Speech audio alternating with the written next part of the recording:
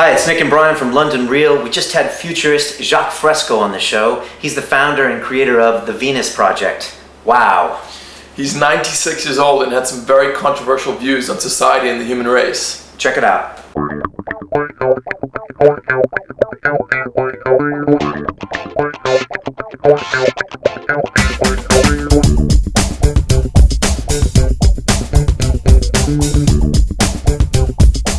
Hello and welcome to London Real. My name is Brian Rose. Joining me as usual is Mr. Nick Gabriel, and today we're very excited to have in studio futurist Jacque Fresco, who's the founder and director of the Venus Project.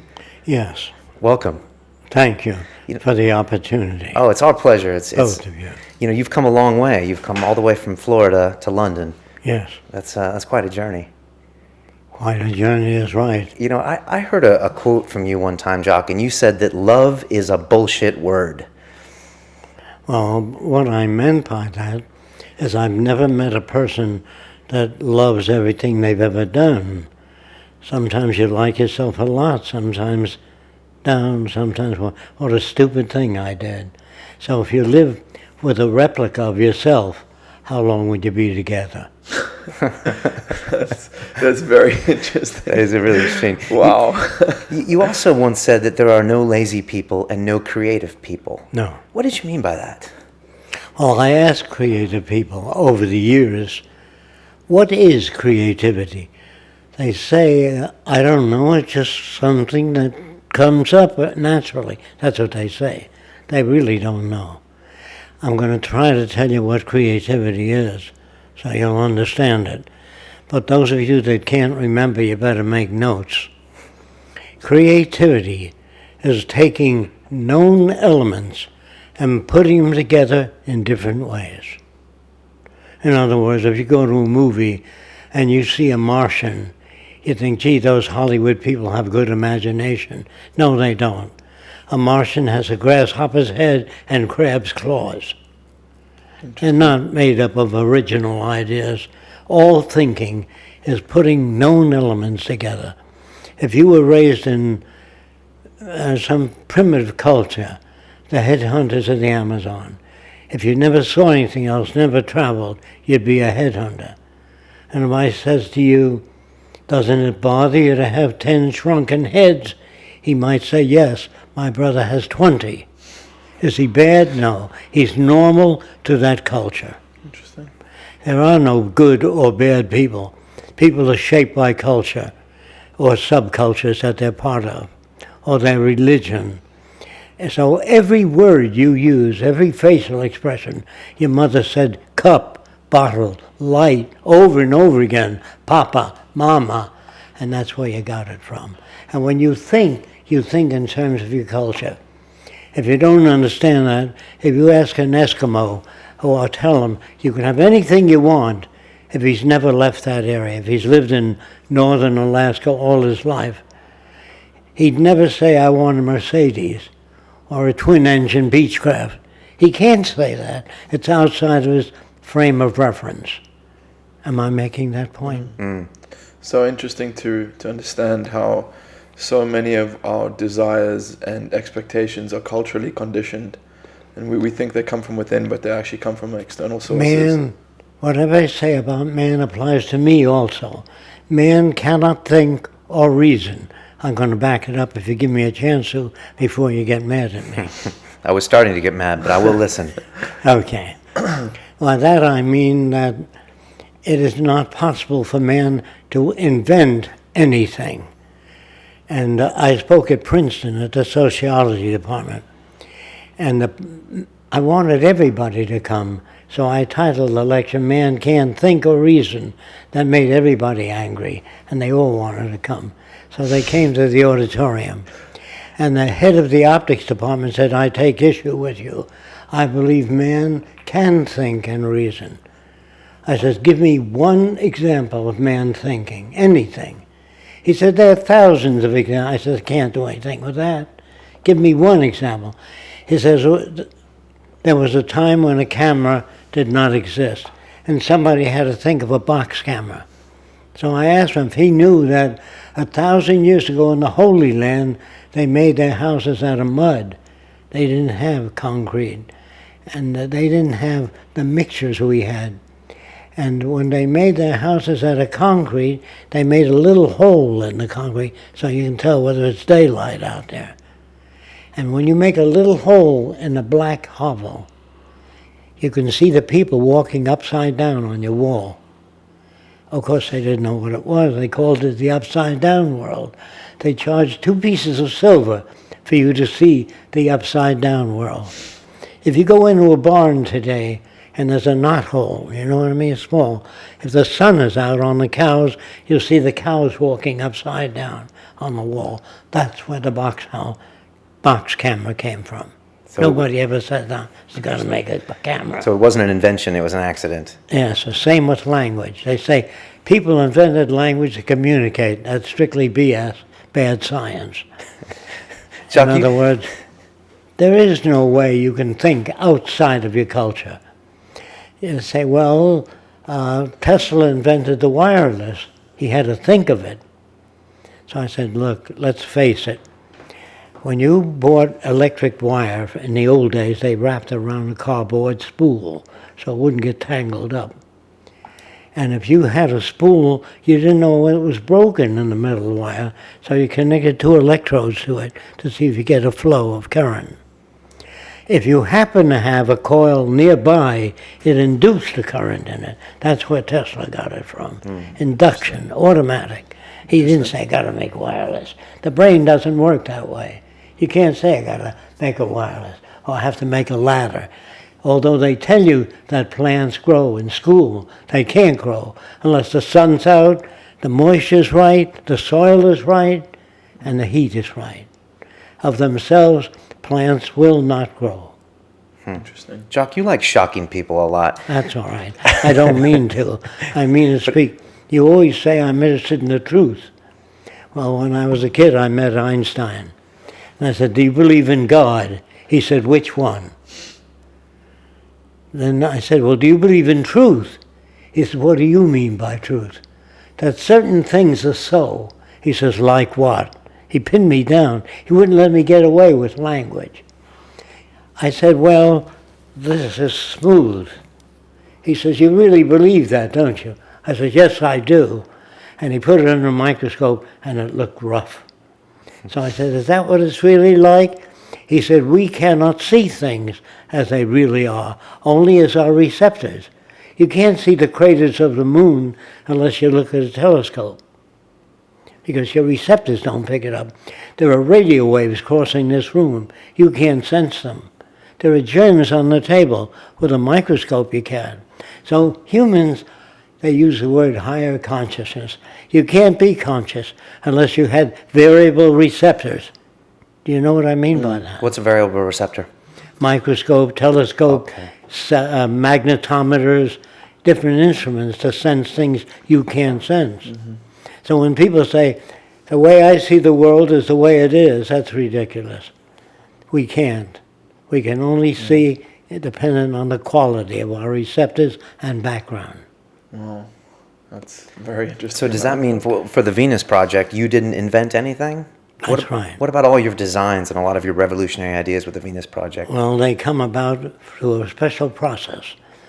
What is a creative person? If you show a child a book on insects, all kinds of insects, grasshoppers, centipedes, spiders, all kinds, he has more to think with.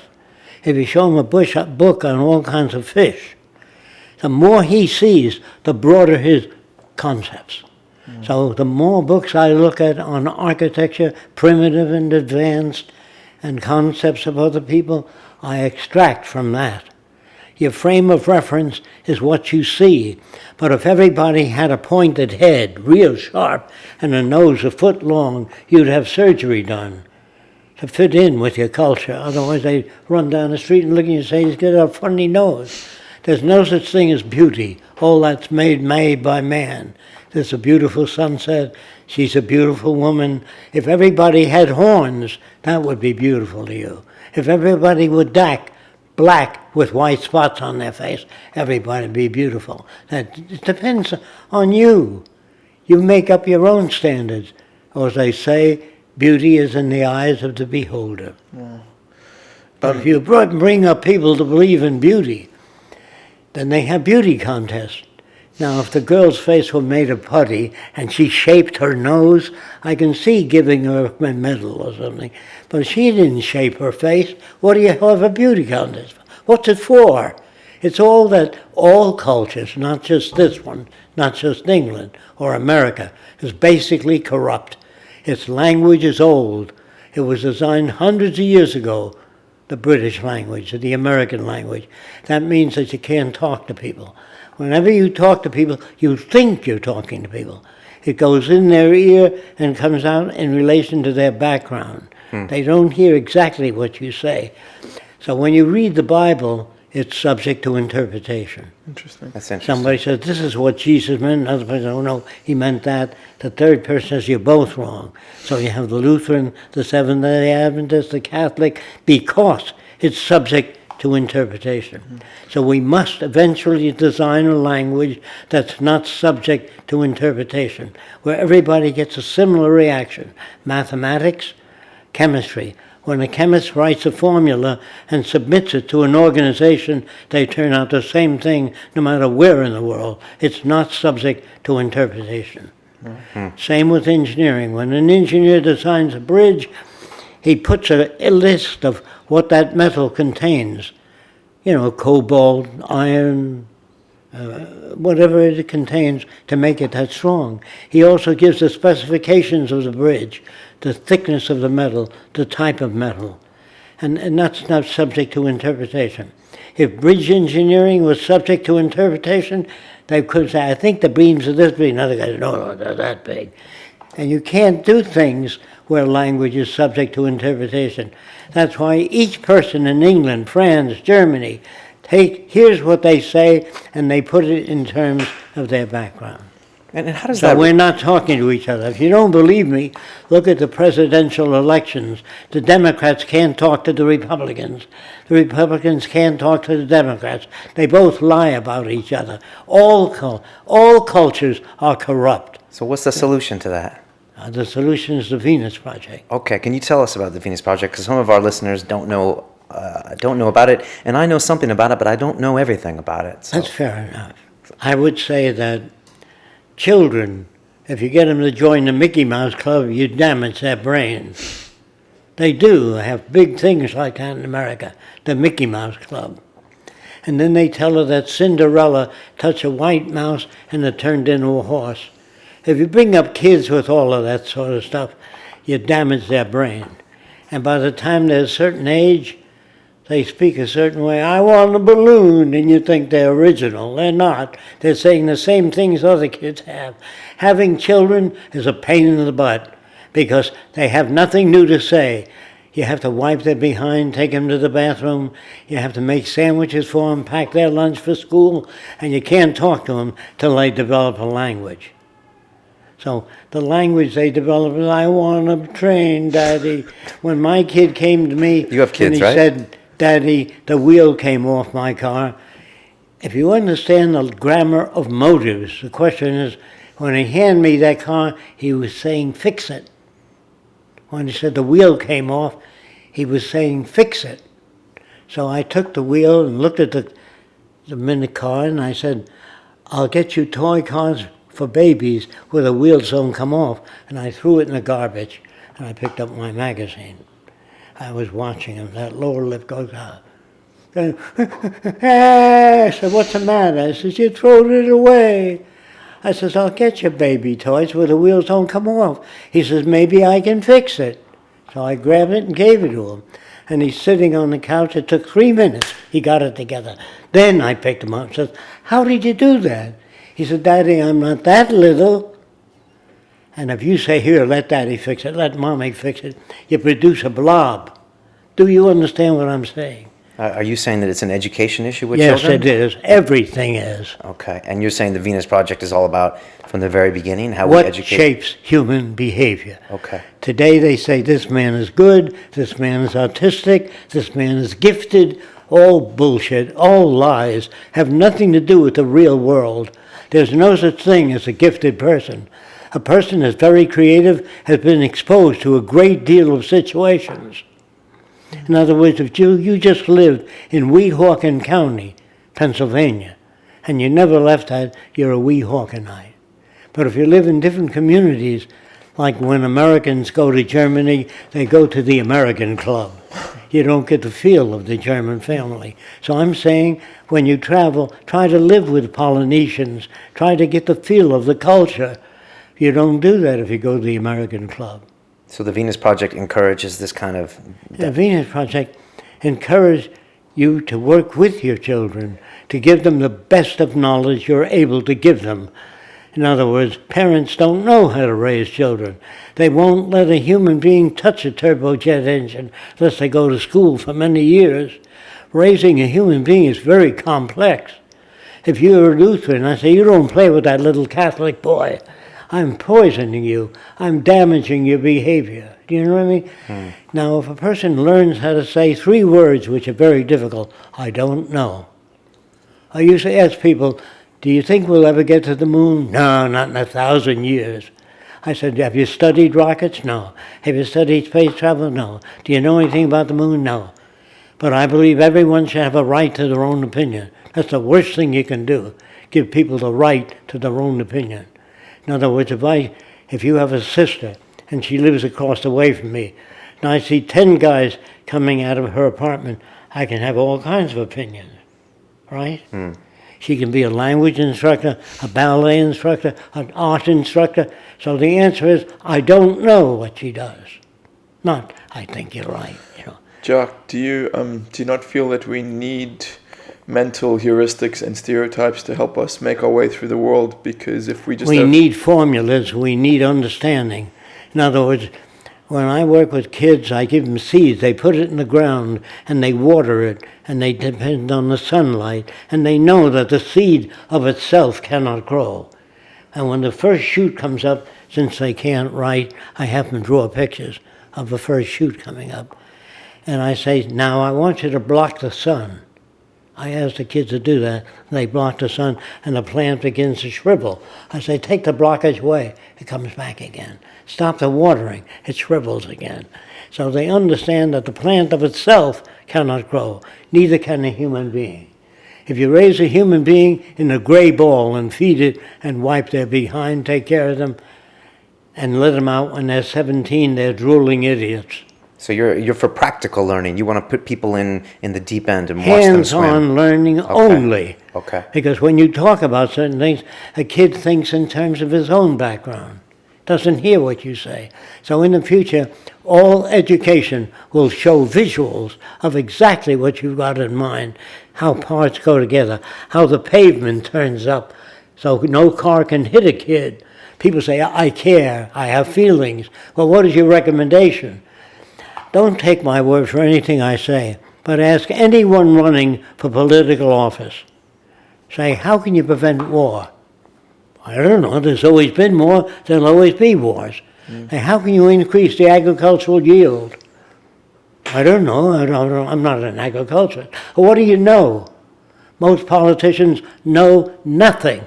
Please don't take my word for it. Ask them. So are there leaders at the Venus Project? Are there any leaders?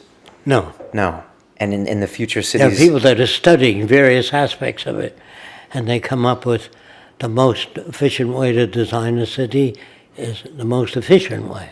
In other words, if we make our cities round with everything in the middle, the computer, the socially integrated computer, that adjusts everything in that city. You know, in the old days they talked about open sesame for a door to open. Today you go to a supermarket, you don't have to say anything, the door is open. So we've surpassed primitive concepts. A Frenchman watched a bird fly, and he said, gee, if I made wings and put my arms in it and beat the air, I might be able to fly. He jumped off the Eiffel Tower, and he died. And his brother-in-law wrote, make wings larger next time. There's no way to know. That's why nobody ever makes a mistake in their life. When you take your belt off and hit your kids, that's what you picked up from your environment. When you say, I'm going to get me a nigger and I'm going to kick his ass, that's what you picked up from the clan environment. There's no such thing as man thinking. He can't. Now I say, well, Edison invented the electric light. Did he really? Here's the truth. Edison didn't know how different wires would conduct electricity. So he ran electricity through different kinds of metal. Some of it would glow white hot, so he bent it like the letter U to get all the light in a given area. And he put it on his desk and it fell over and burnt papers, so he put a glass over it. That's the beginning of the electric light. Nobody says, I got to make an electric light. There's no way man can do that. And in school they try to tell me that man invented the wheel. That was the beginning of the technical age. Not true. A log fell over another log. When you pulled it, the bottom one rolled. If there was one stone in the way of that whole log, it wouldn't roll. So they shaved the bark off. This took years off the middle, so the middle was thinner and the edges were larger. That's where the wheel came from. So the Venus... Somebody said to me from the optics department at Princeton, I take issue with you. I think man can think and reason. So I says, give me one example of man thinking. He said, there are thousands of examples. I says, I can't do anything with that. Give me one example.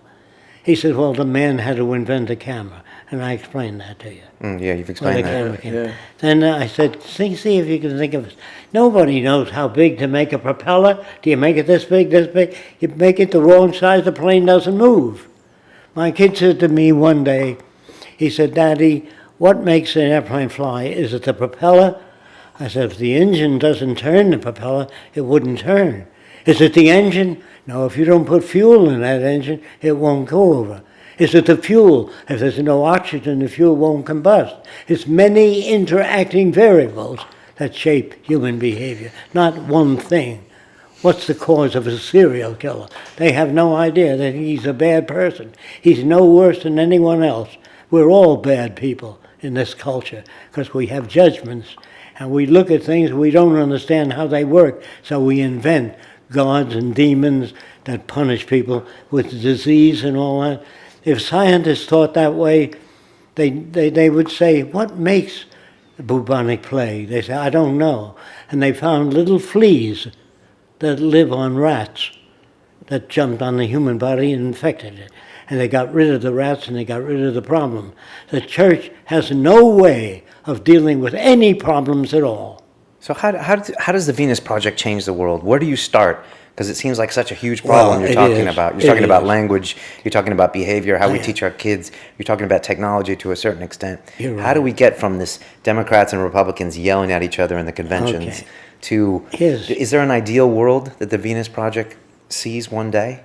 There's a better world, never ideal. Okay. You can never design the best city. You can design the best city you know how to design at this time. But 10 years from now, there'd be newer cities. Kids would generate their own cities in the future. Okay. And their own concepts. The best city you know how to design right now, how could we get towards that city? Because we're not going towards it right now, Here's are we? what I did. I said, Jacque, how are you going to change the world? In the Arab world, a guy may have 10 wives or 15 if he can afford it. And so all people are very different. How are you going to reach them? I said, I didn't know. That's when I was 21.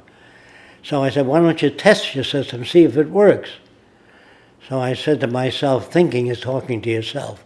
If I say, I'll see you Saturday, he goes like, I have to take the kids to Aunt Minnie's. No, I can't see you Saturday. Thinking is not a special process. It's talking to yourself. So when I said to myself, how do you know you can change the world? I says, I don't. Then why don't you test yourself to see if it works? So I joined the Ku Klux Klan in Miami. And I dissolved What year was this? Oh, about 65 years ago. Okay. And I dissolved it in a month and a half. Then I joined the White Citizens Council. They hate foreigners, all foreigners, particularly Orientals and blacks. So I joined that organization. I dissolved it in 1 month alone. With new ideas? Well, by exposing them to the way I thought about those things. Okay. So you don't ever attack. When I met the head of the Klan, he owned a war surplus store. You know what that is? Yeah.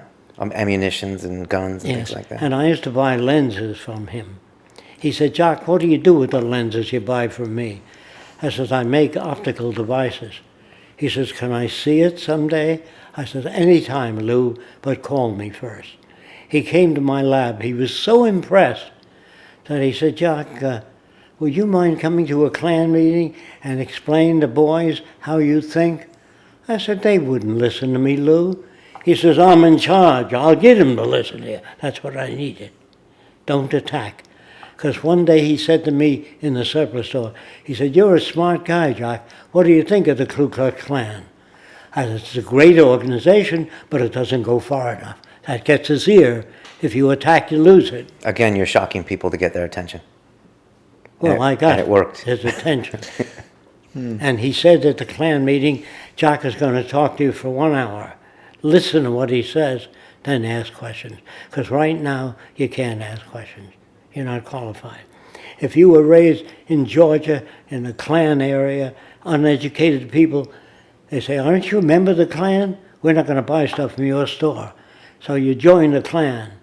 And you join the Klan not because you know anything, because all the people there pat you on the back if you join the Klan. So I learned how to dissolve the Klan.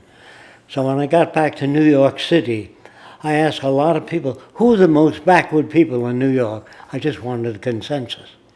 They said, not all Arabs, but the Arabs that live in Atlantic Avenue, Brooklyn. I said, what makes you think they're primitive? They still believe the earth is flat.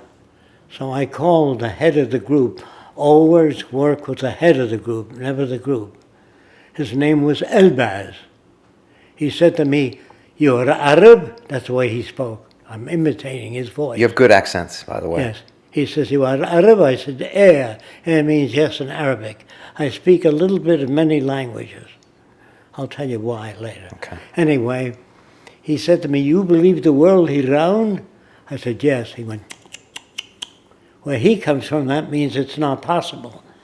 So I said, can I meet with you? He said, where your father he born? I said, Lebanon. He said, very good, come and saw me. Means come and see me. So I came to see him, and he held up his hands like this. He says, you believe the world is round like this? I said, yes. He kept kicking his head. He says, if the world is round, he pointed to his head to show how smart he was. If the world is round, man fall me down here. All the water, he fall me down. That's the words he used from the world. So I figured, boy, if I can't change him, I can't change the world. So I said, how are you going to change him? Well, I thought about it before I went there.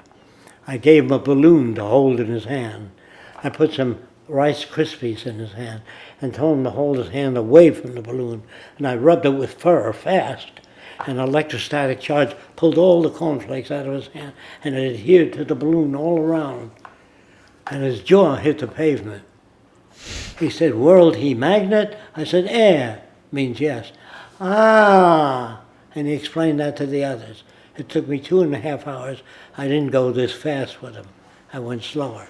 So you use science, basically, or you used a non-language in order to communicate with someone. Okay. Can I get you to slide up just a little bit, Jacque, so we can keep you in frame? Jacque, I wanted to ask you, it seems to me that you're someone who, at a very early age, realized that there was something not right with the current systems in our world. Where did I get that difference from? Well, more specifically, was there a pivotal incident which caused you to feel that way? Yes, my grandfather. Okay. He said to me, people came from all over the world to America, and they brought the printing press, language, different religions. He says, if you love the world, never pledge allegiance to any one country. They're all corrupt. Pledge allegiance to the earth to take care of it. Never dump toxic materials into rivers. The U.S. Army, about 40 years ago, dumped 67 tons of nerve gas off the coast of Miami. These American soldiers, they must be stupid beyond description, because they don't even know they obey orders. You don't obey orders, you listen to ideas. If they don't make sense, you question them till they do make sense. So what happened? My grandfather made it impossible for me to pledge allegiance to the American flag. So when the teacher said, we're all going to pledge allegiance today, I said, I'm sorry, I can't do that. She didn't ask me why. She grabbed me by the ear right to the principal's office, and she said, he doesn't want to pledge allegiance.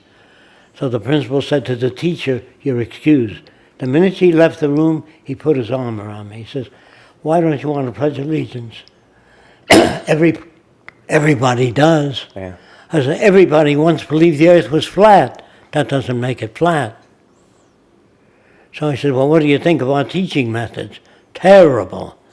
What do you think of American history?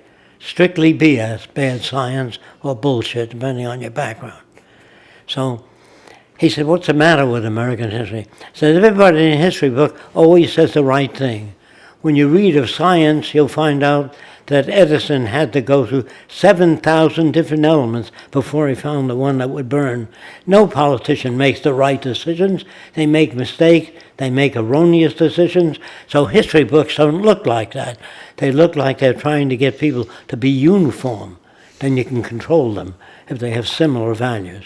But if you brought up people as individuals, you'd have 50 different political parties, not Democrats and Republicans. Wow, that's a very good explanation. I saw an interview with you with Larry King in 1974. Well, Larry King was a nice guy. He was honest. He was good. He was. However, there was a problem. What's that? I called cigarettes cancer sticks on one of his shows. I said, if you smoke for 20 years or 15 years, you'll get heart disease or cancer. Most people do that smoke continuously. And I said, he said, well, what do you think of the American automobile industry? They have an airbag in front of you. When the car hits another car, the airbag inflates. I said, well, if you get hit on the side, your head goes right through the glass. The whole inside has to be an airbag. He says, why don't they do that? I said, Larry, I can't answer that. Then later, after 4 times on the show, he said, can you come in and not talk about certain things? Don't leave the cigarettes alone because that sponsors our station. Sure. The cigarettes, the cornmeal, everything that they sell you. And all the auto companies, why don't attack? I didn't attack the automobile. I just showed him where they don't work, the airbag. And he never said, thanks, I never thought of it that way. He could have done that. He could have said, hey, auto companies, listen to this guy. He didn't say that. He said to me, I depend on advertising. I understand that. I understand I can't have you on unless you talk about the future, but stay away from individual things. I understand his reason for it. Is he a nice guy? Yes. He has a family. He has to support people. And you can't be direct in a culture that's not direct. Right. Well, on that show, you said that the way that civilization in the modern world was, it was not sustainable. And you said in 15 or 20 years, it won't exist in the current form that it is. And that was 30 years ago, 40 years ago. Unless we go to war, I said. Oh, is that what you said? War hires everybody again. Okay. But now we have war going on all over, and it's not helping in America. Are you saying war postpones what? War, not me, but Smedley Butler, who was a top army man, said, I've been fighting for private industry, not for the well-being of people. I'm a prostitute. All of us are prostitutes when we work in this culture. The minute you go to work for any industry, when you punch that time clock, you're in a dictatorship. Think about it. That's so true. That is so true. It's hard to argue with that. But do you think that the current state of being in this world is unsustainable? Yes, it's unsustainable because they're making nuclear weapons. And scientists that gave them the formula were very stupid individuals. You don't give children guns to play with, real guns. You don't give an undeveloped culture nuclear weapons. The scientist says, what makes war? What makes hatred? What makes a serial killer? They're not scientists, they're specialists.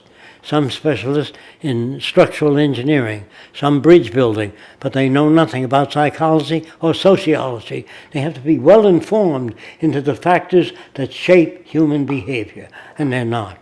That's why you have conflict. How long do you think the world has, Jacque? If you That I can't say. You can't say. Have you, in your lifetime, in what way have you seen the world deteriorate? Is there anything that's really shocked you? The first depression, 1929, the market crashed, and I saw 15 million Americans sleeping in every empty lot.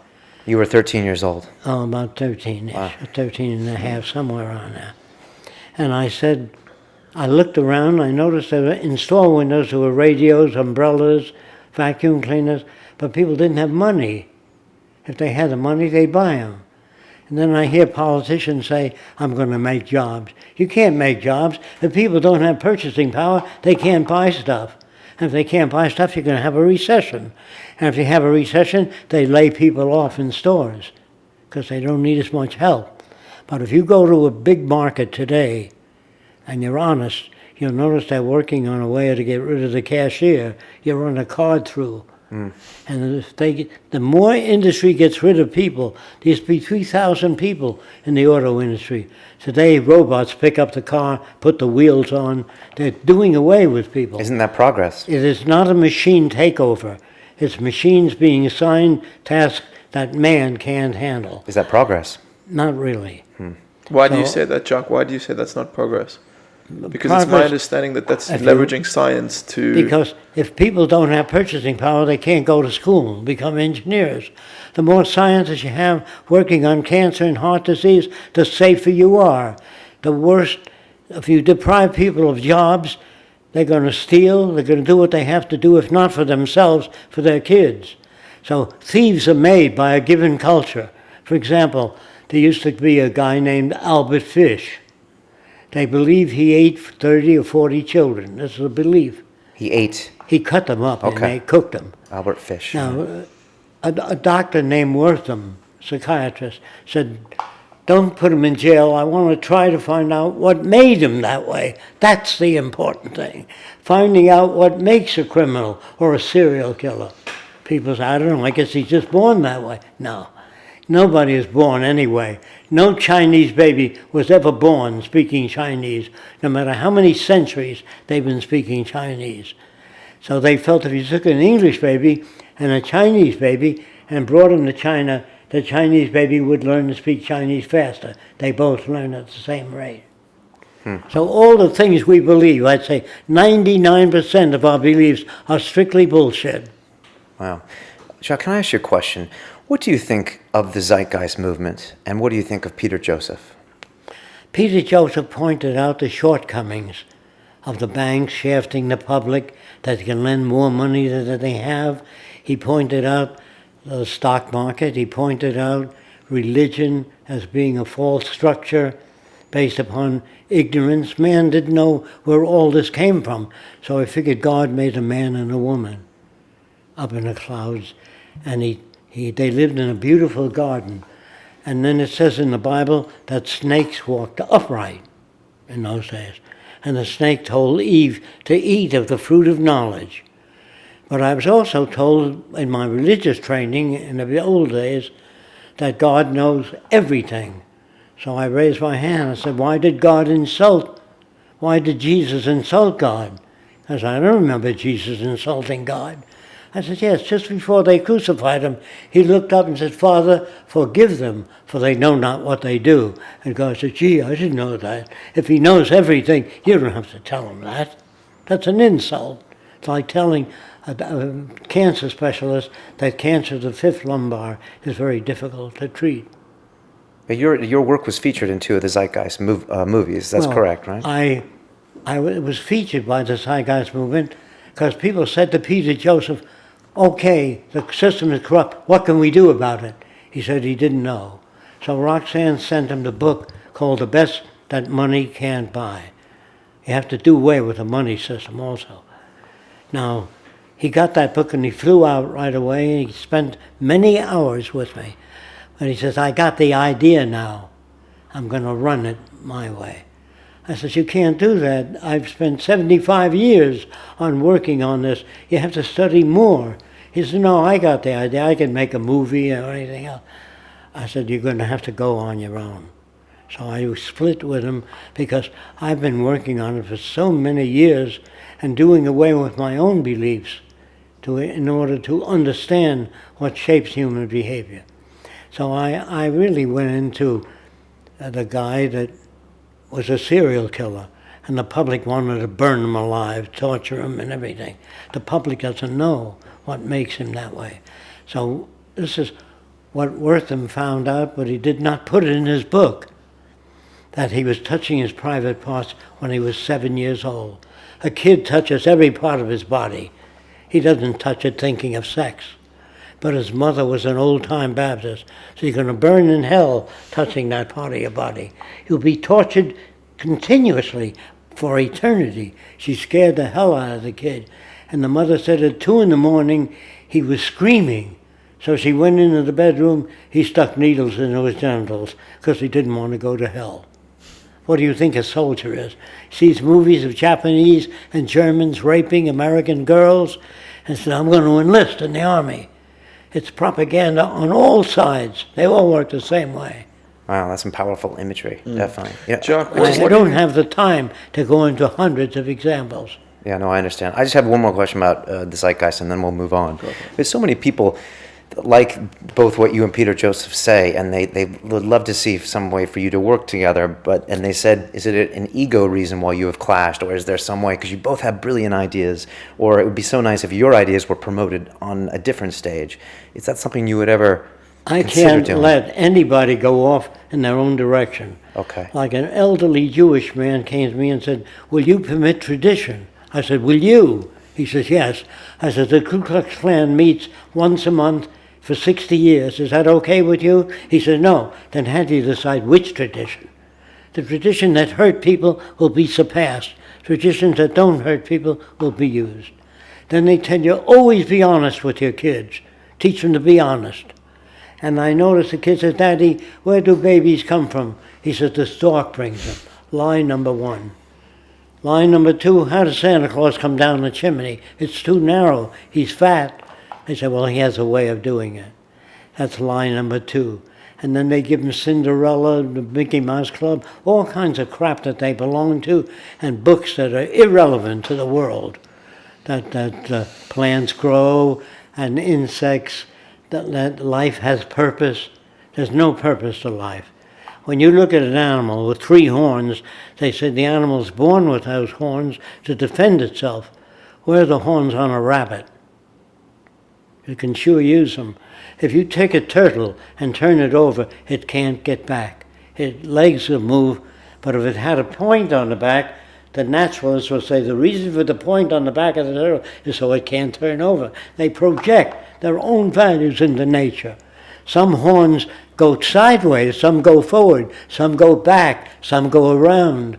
The animal is born with every which way horn, and they learn how to use them. If you were born with a heavy bony growth on one side of your body, you'd turn that toward the attacking animal. Do you understand that? I think so. So I said, how do you know that that's true, Jacque, to what you think? I says, I don't. So I used to train police dogs to lead the blind. And a woman about 60 walked over to one of my dogs and was petting it. I said, what are you doing? She says, it's such a nice dog for helping the blind. I said, I could have raised that dog to tear soldiers to pieces. There's no good or bad dogs. Depends on how you raise them. She said, you know, I never thought of it that way. I said, so think of it that way. There are no bad people. There are people with insufficient information to make appropriate decisions. Husbands and wives argue continuously, the same old argument for years. People will never argue when they understand the Venus Project. If you understand where a man is coming from, if he was born in France, he says, La Tour Eiffel, the Eiffel Tower. And you say, they're funny people. They speak funny. Because you were brought up to speak English, and you think that that's the right way. There's no right way or wrong way. There are improved methods that can be constantly engendered. So to summarize, you want to keep your ideas your own, the Venus Project and Jacque Fresco's ideas, and you want to not have... True. Oh, that's not true. Okay, so Peter Joseph needs... More exposure. Okay, he needs more exposure. Yeah, I told him, come on down, I'll work with you on that. He said, no, I got the idea. Okay, so he still has an open invitation from you to come down. Oh, he always had. Okay, well, that's good, because a lot of people from the Zeitgeist movement want to see you two work together more. Well, he made a great presentation in the opening. It was one of the most successful internet presentations. And they said, Jacque, why did you leave it? Why didn't you work with him? Because he said he will use the Zeitgeist movement as the activist arm of the Venus Project. But he never consulted me what the activist arm would do. Okay. Were you happy with that being an activist? No, he quoted from my books all the time, as though he had worked on all those things. He hadn't worked on them. And he doesn't know the detail of how to raise children to become creative. He doesn't. I said, how would you do that? How would you prevent automobiles from hitting each other? He said he didn't know. I said, well, you have to have, it's wrong to criticize government without offering a possible alternatives. So there are signs on American highways that says drive carefully, slippery when wet. I would take down the sign, put abrasive in the highway so it's not slippery when wet. Instead of having a sign, drive carefully, school children crossing, I would have a pavement design like two combs intersecting.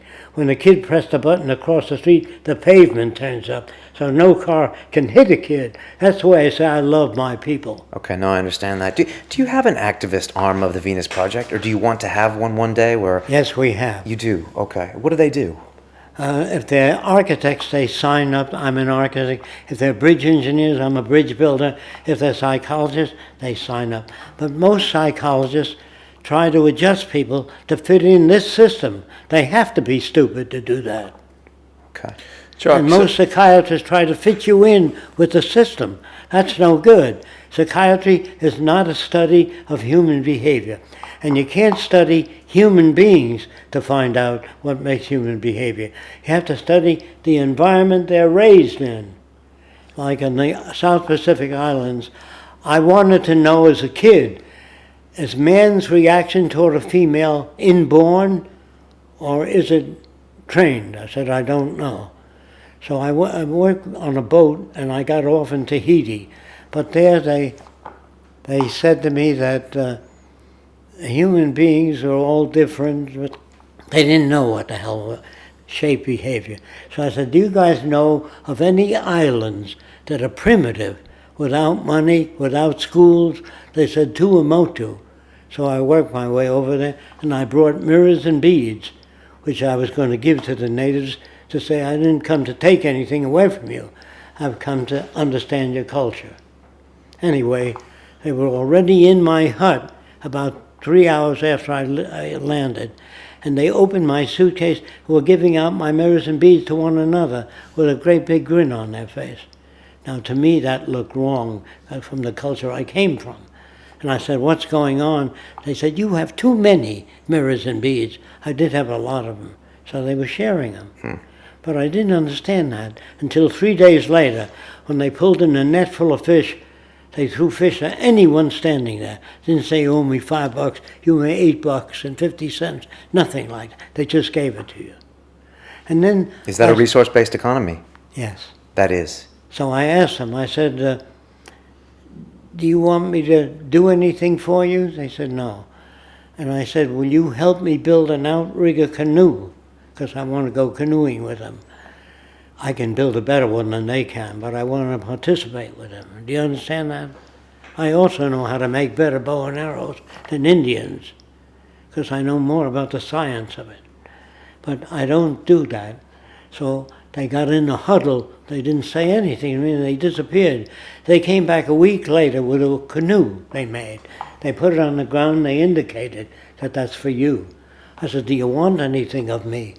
I said, no, I don't know what you're talking about. They didn't want any payment or any work from me. And about a week and a half later, I'm not sure this time, I heard rustling outside my hut, and I looked out, they were sneaking off with the canoe they gave me. And that looked strange to me. So I came out and I said, what's going on here? They said, you no use. I didn't use it, so they took it back. I didn't understand that until later. Do you understand? I couldn't understand their decision-making systems. Because where I came from, you gave a person a gift, you never took it back. And I thought that was wrong, this was right. And then I realized later, of course, different cultures have different values. Are we any closer to a resource-based economy now than, say, 30 years ago? Not really. Okay. Do you think it can exist? Do you think the transition can be made from capitalism to resource-based economy, or is that going to be done in a violent way? I don't know. We may kill each other. I never see it. Nick says this sometimes. It would take a revolution to cross that bridge. No, the public is not well enough informed. In Syria, if they threw out their government, they don't know what to put in its place. This is the problem. Jacque, All the revolutionaries don't know what to do. Neither did the communists. And they say, is your system communist? I said, no, communism has banks, it has money, it has positions of social stratification. We don't have armies, navies, prisons, or police. Well, how do you maintain dynamic equilibrium in society without police? By making things accessible. See, what you don't understand is women marched to get a public library once. To make books available, people couldn't afford books. Books were very expensive in the old days. So when the women marched to get a public library, they had rotten eggs thrown at them, tomatoes, and they were told to get the hell out of that group. And the women wanted the books to be available. And the people that threw rotten eggs at them owned bookstores. They felt if people made books available free, they wouldn't buy books from bookstores. That's why they did it. There's always a reason for it. But the women got the library in. And people read more, and they bought more books than ever from the bookstores. Wow. They were wrong. So next door to the bookstore, I have a camera center where any citizen of that country can go in, just like the library, and check out a camera. Next door to that, musical instruments, just like the library. You can check out a saxophone, mandolin, anything is available. If you make things available, people have no reason to steal or lie. that's interesting. Do you understand what I'm saying? Yeah, I do. I wanted to ask you, Jacque. I mean, it's pretty clear to both of us and to anyone listening that you're a very intelligent, open-minded individual. But it seems to me, as someone who doesn't know you very well, that you have made up your mind on a lot of things. And I wanted to know... Oh, I never did. Because when I was a kid, I used to work for airplane people, pilots. Mm-hmm. And I was always curious about airplanes. And the pilot used to look out and he'd say, I'm about a mile high. With Doppler radar, it hits the ground, comes back up, and tells them you're 5,300 feet, 5 inches off the ground. Far better than any man can. So all Army planes are equipped with a better equipment. It's not an equipment takeover. It's assigning equipment to jobs that man can't do. Do you understand? Mm-hmm. When airplanes fly 2,000 miles an hour, you can't see an enemy coming. Gone. So they have radar scope in the military aircraft, and the radar goes way the hell out and tells you in the next 7 seconds the enemy will appear within your scope, and a dot appears. Now, if you press a machine gun, no bullets come out today unless that plane is within the cone of fire. Do you know what that means? Mm-hmm. Where the bullets are. So today they make machine guns for soldiers, and no bullets come out if you're off the guy. And there's a laser beam, and if it's on the guy and you pull the trigger, bullets come out. Do you understand what I'm saying? I do understand what you're saying. Now, saying. if you get mad at somebody and you shoot him with a gun, but you miss the heart by 1 inch, you're not a murderer. If the gun is over 1 inch, he's now a murderer. What the hell's a murderer? He's a guy that doesn't know how to handle a certain problem, and he uses a gun. Do you know what I mean? To try to solve the problem. Mm-hmm. Or a guy may shoot his wife if he catches her in bed with another guy. Or he may shoot them both because he doesn't know what to do. He doesn't know what to do. This is what he's been given. You let that guy say that to your wife? You let that guy look at your wife with sexual intent? I'd knock his block off. We go into, we watch fights, prize fights, where a man punches another man in the head and the brain is always damaged, not sometimes. The more you punch him in the head, the more brain damage. We won't even want to see a prize fight. Children wouldn't want to hurt another child if they're raised in a sane society. Jacque, you're 96 years old. Yes. You've done so much work in your life. What's left for you to do, or what's the one priority right now in your life, in your life's work? To train other people in this way of thinking and teach them how to approach people that have a different way of thinking. And I went on a global lecture tour to every country, and they say there were audiences, 300-400 people. And I say, did you learn anything today? All the hands would go up. And they say, we can't operate in our culture anymore. I said, if you don't talk to other people, nothing will happen.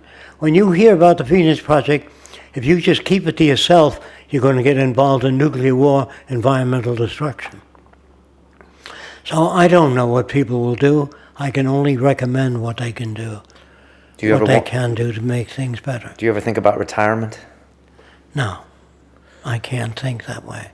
There's so much to be done, so much misery in the world, so much suffering. And it's because they don't have the tools. Now, they're not bad. Your prisons in America are filled with criminals. That's not the way to treat criminal. Put a man in jail. That's the worst thing you can do. And when he doesn't behave, you put him in solitary confinement. That's another stupid thing. Where are all the psychiatrists and psychologists that say that's a stupid thing to do? Where are all the military people that say, how can we prevent war? They think you need armament and anti-aircraft guns. No, you don't.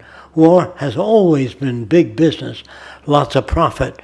You get $1 billion for every submarine you sell, every aircraft carrier. So war is never about bringing democracy to another country. They tell us in America that we send armies there to bring democracy and free women. No, it's because they have oil or something we want. We're no better than the English or the French or the Germans. What are your thoughts on that, Brian? Do you agree with what he's just said? He makes some very good points about that. I mean, when you see Iraq and Afghanistan, what's the first thing that comes to your mind when you see footage of us? They had nothing to do with the planes flying into the towers. That's the first thing that comes into my mind. Okay. Second thing that comes in is I've watched all kinds of television, and I never got the reasons for these planes going into the tower. He just said they did a terrible thing and we're going to make them pay for it. But they never gave that side of view. So I looked into that, and we've been killing Arabs and Sunnites and others for 75 years. We've been slaughtering their people. That's why they flew into the towers. Americans don't know that, so they think, Jesus, I got to enlist. They don't know. And I can't get on the air. If they put me on the air, they did that in some stations.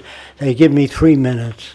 I can't do anything in 3 minutes. I can guarantee that. So I refused. They say, we can't let you on for an hour. The people fall asleep. I don't believe that. I believe they're hungry for knowledge. They want to know. And as long as I can talk, I will talk to them about it. Jacque, I have another question for you. Right. Is there anything you have been completely wrong about when it comes to your ideas on futurism? In the old days, yes. When I saw the Klan people beating up a black boy who just was walking down the street, they beat him up.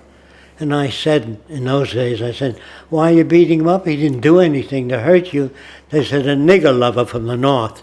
They don't hear that, because they're brought up not to hear that. And I said, how do you account for blacks making inventions or new ideas? They said, they got white blood in them, that's why. So you must understand that they must be trained to keep those viewpoints. So what have you been wrong about, if you look back on your career? I got beaten up in the old days when I was straight.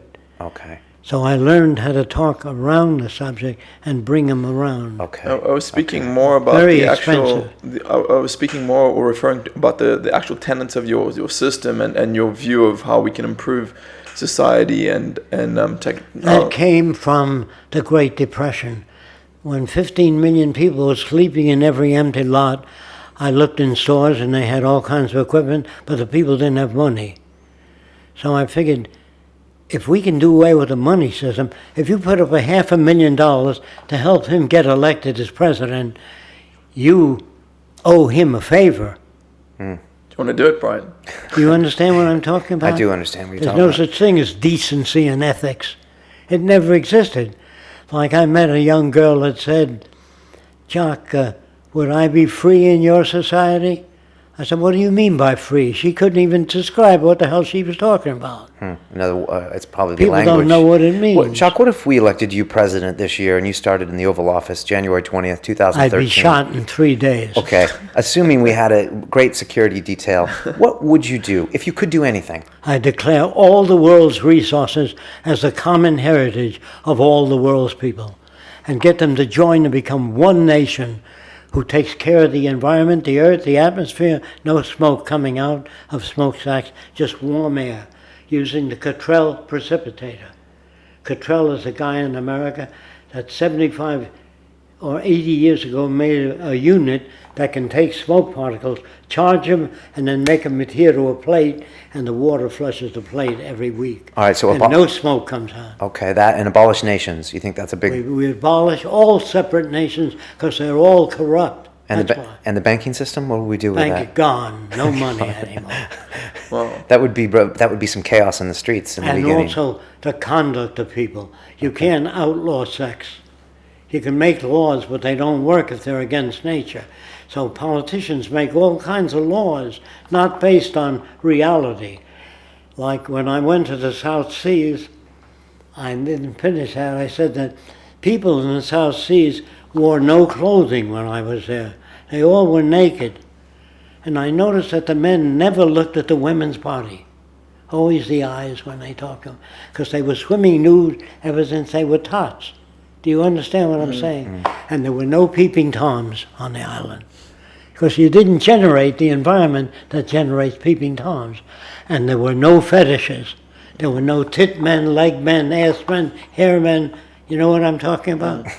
Unfortunately, I do. If you're brought up in an island where you don't have pictures of nude women, girls dancing, stripping their clothes off, that makes men, hey, get a load of that chick. You get that from your environment. If you were brought up in the South Seas, you'd never look at a female body. Unless the chief likes the girls with a big belly, he feeds them before he marries them. But that's a custom of the island. And the witch doctor, he says the volcano is angry because he has to account for eruptions. And so he says, I recommend that you throw your brother-in-law into the volcano to placate it. So the witch doctor used to recommend those things. And then if you did throw your brother-in-law in and the volcano kept active, it says you got to throw your sister-in-law in, never the witch doctor. Well, never the mother-in-law, unfortunately. You understand? Yeah. So all societies with kings and queens are all bullshit societies. They're all manipulators of people. I'm trying to hate to disappoint you, but I could say things you like to hear, but that's not my position. No, I want to hear the truth. What do you think of England and London and the British? Foul, awful, no city planning, stupidity, homogenized. We were in a taxi on the way over here, and Jacque was talking about the street lights and how they were timed and how it was just a complete waste of energy and pollution by having the cars all gridlocked on the street. Interesting. He was dropping some transportation science on me. Oh, transportation's What awful. was it? Oh, yeah. You got everybody driving cars. You got roads and highways built by the car companies. And the one senator said to me, Jacque, when you work on a highway, can you bring it over about 40 miles and then turn? I said, why? He says, because I got 90 acres over there. It will raise the value of my acreage. How many times does that happen? Probably a lot. It happens all the time. There's no such thing as a decent politician because they're not smart enough to know what to do. I had a very wealthy guy come and see me. He was worth millions. He said, Jacque, if you're so smart, how come you're not rich? I said, you're rich, how come you're not smart? So he hired William Gazecki to make a film on me. Well, Gazecki left out all the social stuff. Did he? It's probably convenient. Can I get you to slide just a little bit closer? He left out most of the social stuff. Okay. Because he felt it won't sell. And so I can't deal with that. Well, because your Venus project is so technical with your designs and your new city structures, and it's also very social with how you talk about how you bring up babies. I think it's sometimes confusing for people. Yes, it is. To get their head around all of that. I understand that. That's the best I can do. What's the best way for them to educate themselves about the Venus project? They can't. Okay. They have to get the book and read it. Okay. Called The Best That Money Can Buy. The best money can't It's buy. called, what's that? The best that money can't buy. Yeah, that's Okay. a book we wrote. Okay. And if you read that twice, you will have the knowledge of what makes humans behave as they do. They say today, they try to tell you, this man has a criminal mind, this man is creative. Not true. None of those things are true. They're all brought up under different circumstances. So I got the book out of the library because I wanted to know how planes can fly on this thin substance. I asked my folks because they didn't know. I looked at my folks as peasants. I didn't look at them as honor thy father and mother. When I was a kid, I believed in honoring any human being worthy of honor. not necessarily a father and mother. Depends on how honorable they were. Do you understand? You don't just do things because the book says so. All right. You said you went on a lecture tour 2 years ago, 26 countries in 26 weeks. Can you believe that, by the way, Nick? That's crazy. It's pretty impressive. And you said that if people... I hit him straight, no bullshit. I saw one of your lectures in Sweden. It was no bullshit, that's for sure. And you said that if people don't go out and tell other people about what they've heard from you, then it's all lost. Yes. It's okay. And they say they're growing now and they're forming new organizations all over the world, which is good. So I know that's not in vain, the work that I'm doing. Of course I can't reach everybody. There are people that believe in human nature, that people are naturally jealous. So I met a group of psychologists and they said, jealousy is an inborn thing. So I said, what's your evidence for that? They said, whenever I reach for my cat to put it on my lap and pet it, the dog growls. So I said, gee, that's interesting. So I took my dogs, and since I used to raise dogs to lead the blind, I took my dogs and I fed it fresh liver, and then I'd pick up the cat. After giving him liver 9 times in a row, before I reached for the cat, I would reach for the cat and the tail would wag. If it was inborn, they'd still growl. That's interesting. They don't even know how to conduct a survey. They don't know how to do research. So I read about people that had the power of telepathy. And I said, gee, if we can do that, the hell with science. So we invited a guy over from India, and I said, can you read my mind? He said, anytime. I never use a telephone. I said, if you read my mind once, I will shout it from the highest towers. He says, well, I do it all the time. I said, just suppose I'm thinking about something technical. He says, I won't use your words, but I will describe what happens. I said, that's fair enough. So I pictured a little white mouse about this size, eating an elephant, not getting any larger, and walking out of the room. If he got that, there's telepathy, because it's outside the box. Normal people think of their brother-in-law or their wives or their kids. Well, when he talked to a 73-year-old woman, the same guy, he says, there's been a death in the family the past 3 months or 3 years. She says, yes. When everybody's 73, there's always a death in the family. So did he read your mind? So he used probability. Okay. He wasn't a bad guy, he just thought he had special powers. But he didn't? No. Okay. So I invited people that had the power of telepathy in my house. And this guy sent his wife into my bedroom. I never saw them before. And he said to me, just get one of your own books on presidents. So I picked James Fillmore. I just didn't even mention his name. I pointed to the picture. It said James Fillmore. And he said, honey, you can come out of the room.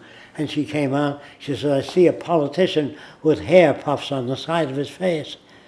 And his name is James Fillmore.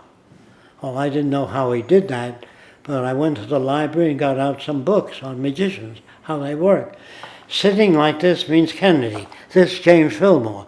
So whatever position he assumes, he communicates with his wife exactly. Yeah, it's called the Black Mirror technique. Yeah, but if you don't know that, It looks you say, amazing. I've seen it with my own eyes. Then I had another guy come over. He said, I'm going to convince you of telepathy. He says, get yourself a picture of movie actors. So I got my own book, and I pointed to Gary Grant. He's an Englishman actor in those days. And I pointed to Gary, didn't mention his name. He said, now call this guy in England. His name is Throckmorton. He'll tell you who you pointed to. So I called Mr. on my phone. I never saw the guy before. And he says, I see a skinny, tall English actor. His name is Gary Grant. Do you know how that's done? He has a friend in England named Smith. If you ask for Gary Grant, or you ask for anybody, he has a list of names. When you ask for Mr. Fillmore, it's John Birch. If you ask for this guy, it's that. Do you understand what I mean by a list? Yeah. But if you don't know that, It looks like I've seen amazing. it with my own eyes. Yeah. Right. Well, before you try to investigate extra-physical phenomena, read everything you can that's good to advice. understand how it's done. I have one more question for you, Jacque. And then we're going to have to wrap this up because we're almost finished with our hour here. So, Jacque, we were speaking earlier. I was asking if you ever considered yourself wrong about anything, and the example I wanted to refer to was your city of the future with the centralized supercomputer. It's my understanding now that in computer science, we're moving to a distributed model, something called cloud computing, which is apparently the way to harness the most out of IT infrastructure. I mean, surely you would have updated your plan of the city of the future to include something like that, and as opposed to remaining with the... I see the Venus Project later, after the transition, as being computerized, no government, no people in government, but the computer has to be connected to agriculture, production, heart disease, kidneys, so we know how many hospitals to build. The question you're really trying to ask, who makes the decisions in the Venus Project? The answer, nobody. They arrive at them. In other words, we take samples of the soil from all over the world and send it to Central Agriculture. There they dissect the soil, and by the contents of the soil, they say it's best to grow beets for 3 years, then rotate to corn. That's not an opinion, that's a finding. So in the future, we do a survey of the carrying capacity of every environment. That determines the size of the city, not Fresco. Okay. Do you understand that? So it's like a leaderless society. Our hour is up. Jacque, it was a real honor having you on the show. I hope I helped some of you. I think so. I think our audience doesn't know much about you, and they'll be really intrigued about the Venus Project. And thank you. I think you were our only media stop here in London. So Thanks for thank the you very privilege. much. We really appreciate that. If they want to know more about you, they can go to thevenusproject.com. Yes. And they can follow you on Twitter at Jacque Fresco and at the Venus Project. I have no credentials. I just want you to know that. We don't either. I have the same credentials the Wright brothers had. Did you know that scientists used to write books on why man can't fly? I didn't They're know. not scientists. They should say, I can't conceive of how to build a flying machine. Then they're okay. We're all But when they limited by our start own forcing their own opinion on the story of Jesus or Moses, they're projecting. Wow. Jacque, I'd like to invite you back here in 4 years for your 100th birthday. I'm sure you're going to still be fighting. I don't know. I don't know how long I'll live, nor do I concern myself with that. Good. That's cool. That's a great way of living. Yeah. Excellent. That's very cool. All right. Well, thank you very much. It's been a real pleasure, Jacque. Thanks for Thank coming you in. for the opportunity, and thank you very much. Yeah, thank you, Jacque. And Nick and I will be in LA in about 5 weeks for the Joe Rogan Experience, so hope everyone tunes in for We're that. going to Russia and Slovenia. Right. Oh, this next week, aren't you? You're off to Yeah. Bosnia and then Russia. So Yes. Wow. excellent. I don't know how it'll work out, but they want us there. Good. I think you need to go ahead and tell more people about this message. So Yes. thank you so much. And until then, It's about the journey. all right. Thank you much, both of you. Thank you. Welcome to London.